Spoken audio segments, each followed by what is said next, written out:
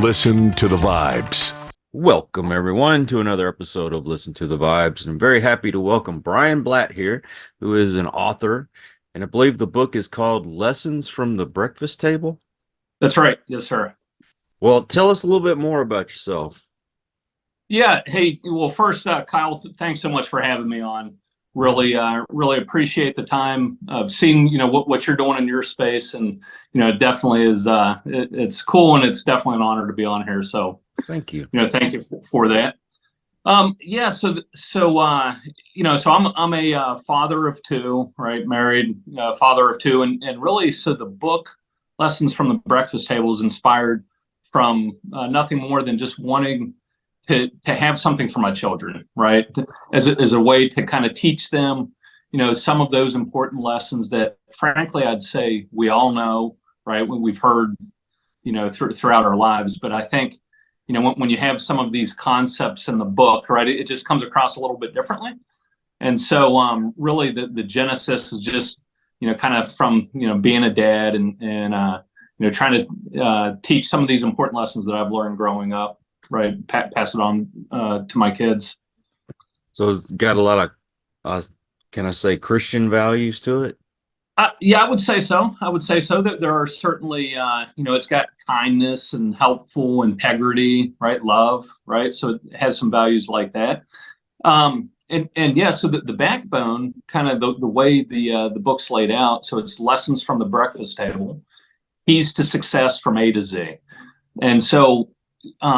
Kind of how this came to be a book is my wife and I, Sunday at the breakfast table, literally, right? We're sitting around and so we have a chalkboard in the hallway. And so I would, the first week I wrote up on the board attitude, right? And I said, okay, this week, right? The lesson is, we want to talk about how having a positive attitude can really impact and set you up for, kind of better outcomes. And so that week, after school, they'd come and, we'd talk about how the day went and we'd really focus on that word for the week, right? Okay, well, how did an attitude kind of help this, particular situation? And then, the following Sunday, at the breakfast table, we write up, B, and, B is for believe. So we write believe, right? And then again, we'd spend that week focusing.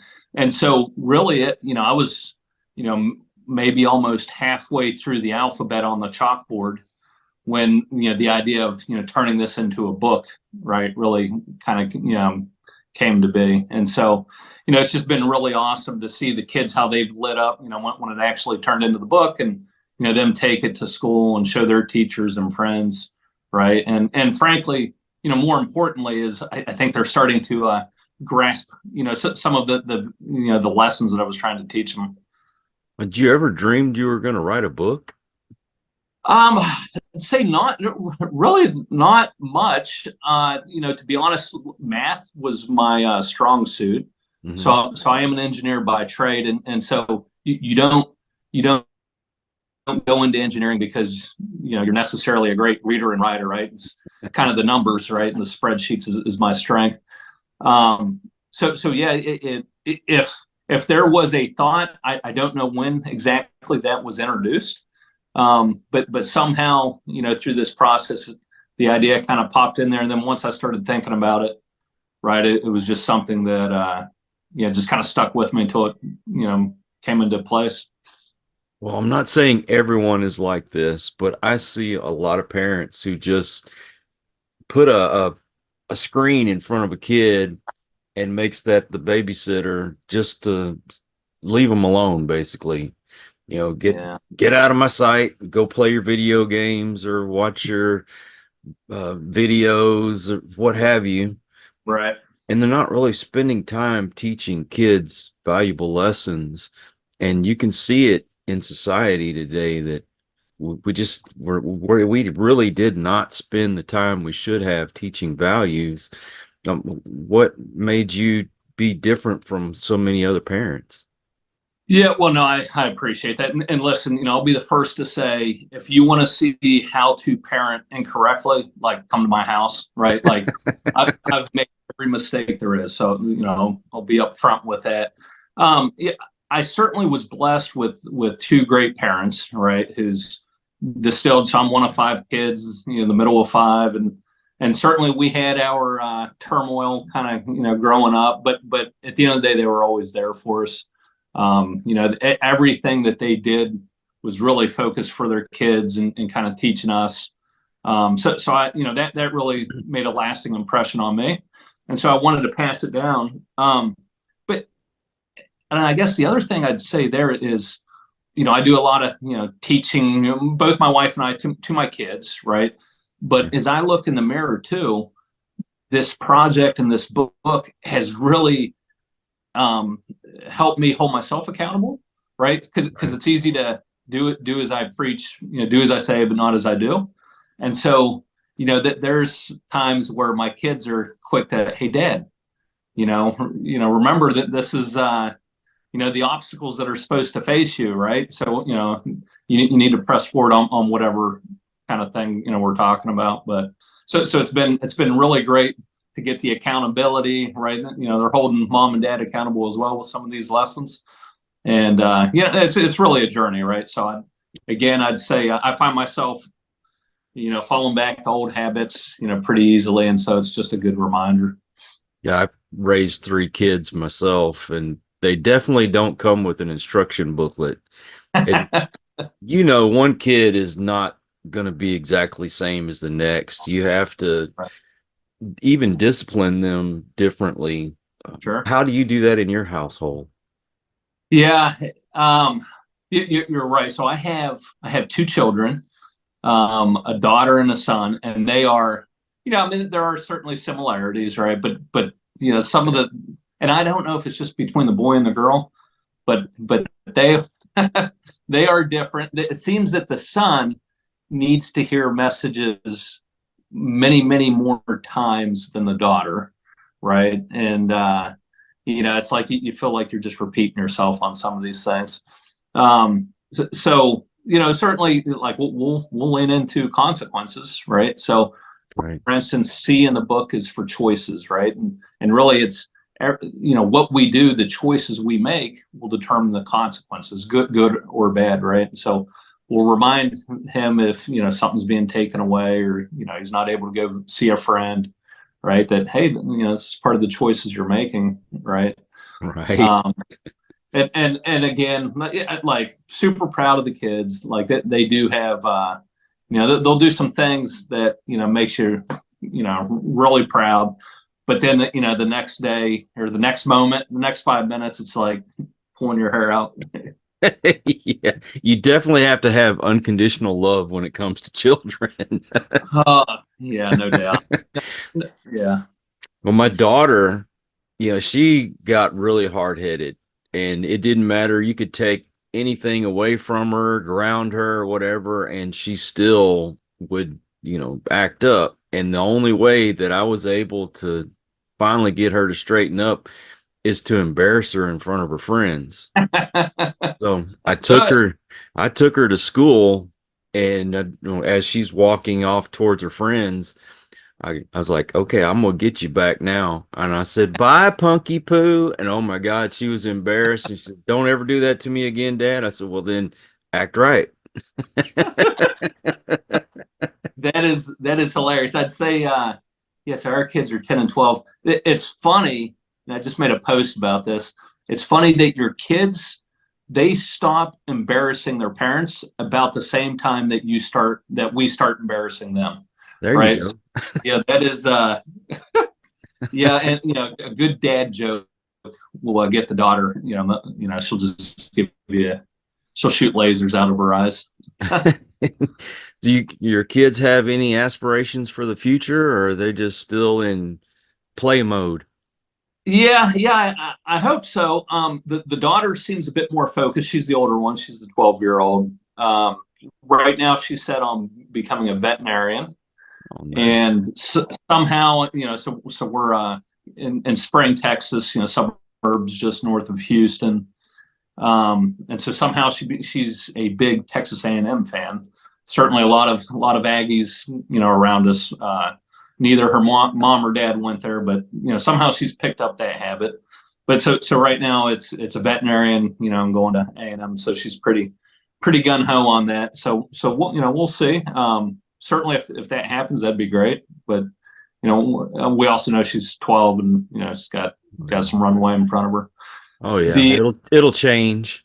Yeah, exactly. That's right. That's right. Yeah, the son. Let's see. So 10. So he wants to, I think, play for the Los Angeles Lakers. Maybe for the Pittsburgh Steelers, right? So it's all kind of sports, and I guess a 10-year-old at recess is doing okay, but I think that too will likely change as we go through life, and now we have a responsibility through our children, and God willing, for me, I'll get to the grandchildren as well. I find myself thinking a lot more about what they're going to be like as they get older, because God knows what we see on the TV in the link or in the social media space, internet, etc. Like, there's a lot of distractions, and if you don't have those core values, it's very easy to be taken astray. That's another thing, social media, which seems to be also bringing up our children, unfortunately. How do y'all handle social media in your house? Yeah, we definitely, so like, what is it, TikTok? So there's actually both of them, neither of them have a social media account, right? So that's one, so they're not allowed on that. So what we find that we have to regulate is on YouTube. You can scroll all these shorts. They'll subscribe to, folks, I need to get them to subscribe to Mr. Yates here, right? And we want to try to regulate who they're following and what they're watching. But then the other thing is just kind of screen time. I have noticed, like, over Christmas break here, we're visiting with family or whatever. All of a sudden it's like, hey, where's Declan at? Oh, and hey, let me see that phone, and at X amount of hours on the phone. It's like, oh my gosh. Right. So I think a big part of it is trying to regulate, hey, get your butt outside, right? Just go out there and shoot some basketball or do whatever. Oh yeah. Balancing time. How do you do that?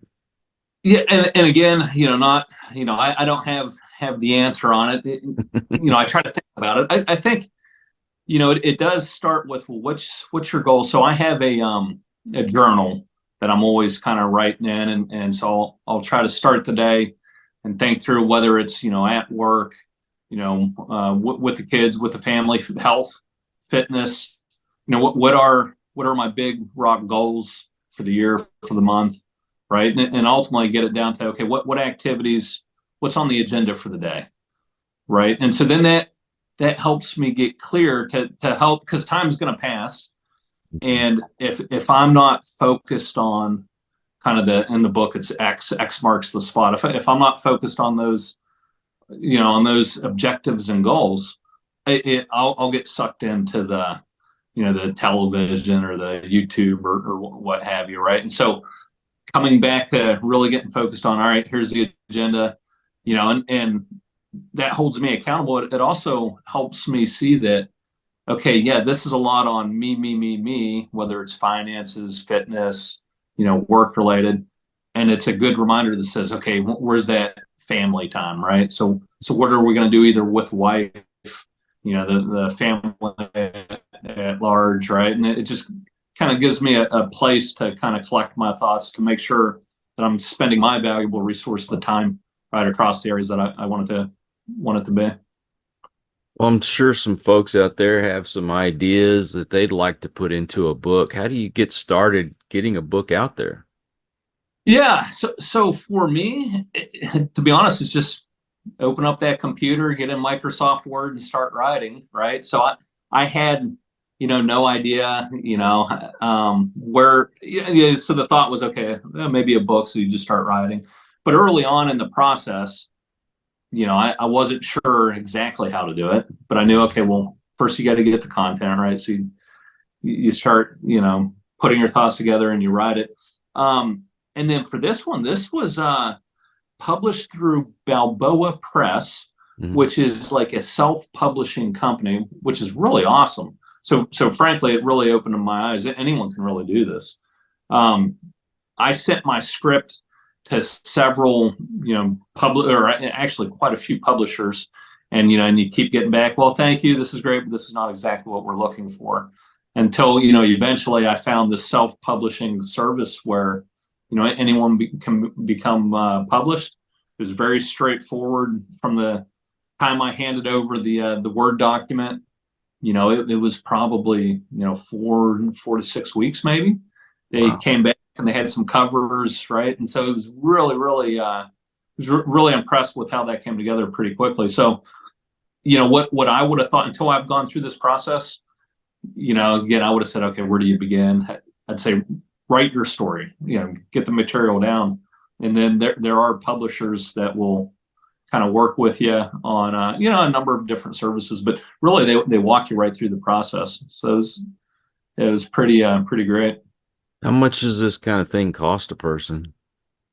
So the packages all range probably anywhere from a few grand to, if you want to do the marketing, right, and have someone work with you on advertising, on and on the package, right? You can imagine you just keep layering it on. You could probably be above 10,000 before you know it. Wow. But like if you just go, okay, I'll do the editing myself, you can keep it down to maybe 2,000-3,000. And so yeah, funny story there. And so that's I can manage my budget, so to speak, right? And so don't want to say take the cheap way, but most cost effective way. So I didn't get an editor, so I used my sister, right? And through the process, she was helping me get the grammar correct, right? And so what was funny is there were a couple of the chapters where she left feedback as well, right? And so she'd put in parentheses with caps, hey, maybe think about saying this, right? She'd leave some kind of comment. And so I when she sent it back to me, I reread it and I saw, a few of those, and, I either took her advice or I didn't. Right now I would delete what she said. Well, came to find out I missed 2 of the locations in the book where she did that. Oh, no. And so now I published it, right? And so now I have the book in my hand. And so one Saturday morning I go, well, I know I wrote it, but it's been a little bit. So let's go ahead and read the book, right? And I came across those. And I was like, oh my goodness. But it's funny because the letter M is for mistake. And right, we all know that lesson. It's mistakes, you learn from them, right? You get better. And so it just made me say, okay, well, I should have proofread it one more time, et cetera, right? So how can I learn from that mistake? No sense getting upset or anything. So I just went back to the publisher, right, and had that wordsmith taken care of. But yeah, that was a funny moment. My kids got a good chuckle out of that.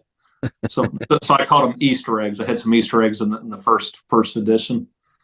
So are you going to continue to write books for the kids, or what's your plans? Yeah. So I think there might be 1 or 2 more in me. So what we keep saying is maybe the next one's lessons from the lunch table. So if I do that, then I'll make it to the dinner table as well, right? So TBD on the content, and kind of have some thoughts on maybe what that looks like. But I'd say years from now I'll look back and I wouldn't be surprised if maybe I have 1 or 2 more. Well, that'd be awesome, man. But do you have a website? It's funny. So I do on LinkedIn and Instagram. For the book, to find Lessons from the Breakfast Table, the easiest place where folks can find it is just through Amazon. It's on Barnes and Noble as well. You could go directly to the publisher, Balboa Press, but I'd say for the folks, the easiest place I'd say is probably just go straight to Amazon. But yeah, if you want to connect and share some stories, I'd love to get feedback and meet some more people out there. So certainly, LinkedIn's probably the best way to find me. Brian, I want to thank you for being on the show. and I want to thank you for your book, and I hope it helps a lot of people out there. And I'm going to put all your links in the description to make it easy for folks to find you and to get a hold of the book. Is there anything that you'd like to say before we end the show? Just again, Kyle, I really appreciate your time for having me on. Awesome to see what you're doing. I would just say the world's our oyster, right? So dream, right? At the end of the day, the only thing that's guaranteed in life, maybe two things, right? Death and taxes. So we know the end of the chapter. So let's fill it up with some excitement, and don't let fear kind of hold us back from going after some stuff. Well, thank you again. And I also want to thank all you folks out there. If you are new to the channel, well, I hope you'll come back. Hit that subscribe button. From our regulars, you guys are awesome because you make it possible for me to do this. And until the next one, everyone, please take care. Be kind to one another. God bless and peace. We hope you enjoyed this episode of Listen to the Vibes. You can catch us on Buzzsprout or wherever you listen to your favorite podcasts. And on YouTube. Follow us on Facebook at The Vibes Broadcast Network